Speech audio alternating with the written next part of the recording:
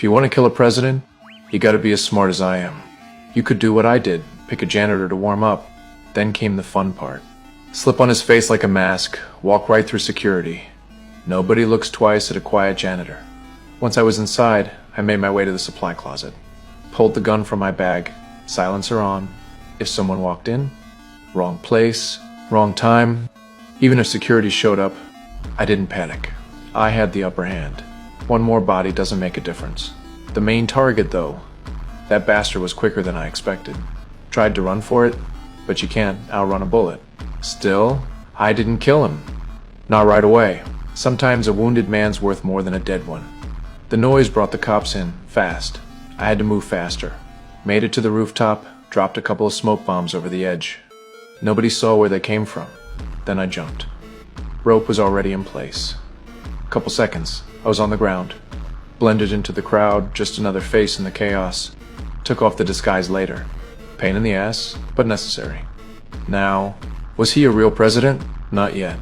Just another candidate. But security? Presidential level, no doubt. The one I didn't kill. It was his son.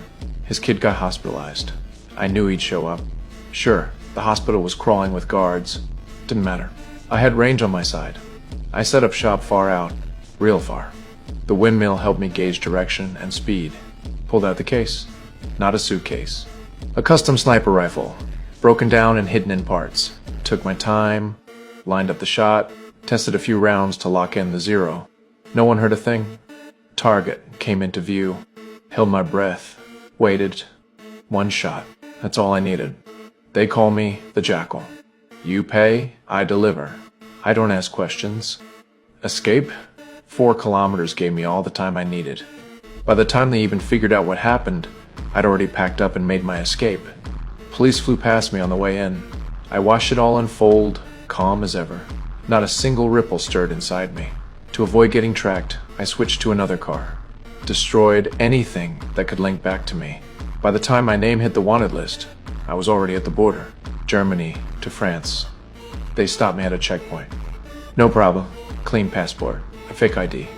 No one looked twice. Even if they checked the trunk. Who'd guess that sleek little case once held a world record sniper rifle? This competitive female cop was trying to track me down. Yeah, that shot. Over 3,800 meters. World record somewhere around 3,500. I didn't just break it. I crushed it. And the gun? Modular barrel, self-assembled. Only one person in the world can build something like that.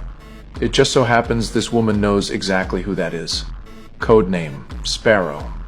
Want to catch me? Too late. I'm already in Spain. In this business, the quieter you are, the longer you last. I found a quiet internet cafe and plugged in my USB drive. Contact my broker. New job offer. But this one was weird. They didn't want me to do the hit. They wanted me to teach someone else. A rookie. Normally, I work solo. But the money? 10 million to coach a beginner? I took the job.